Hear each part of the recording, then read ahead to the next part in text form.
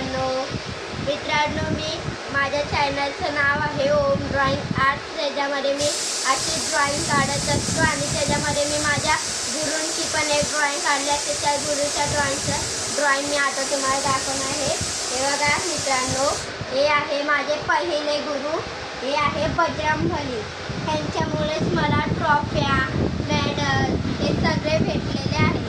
आणि आता मी तुम्हाला दाखवणार आहे माझे दुसरे गुरु। हे बघा मित्रांनो, हे आहे माझे दुसरे गुरु।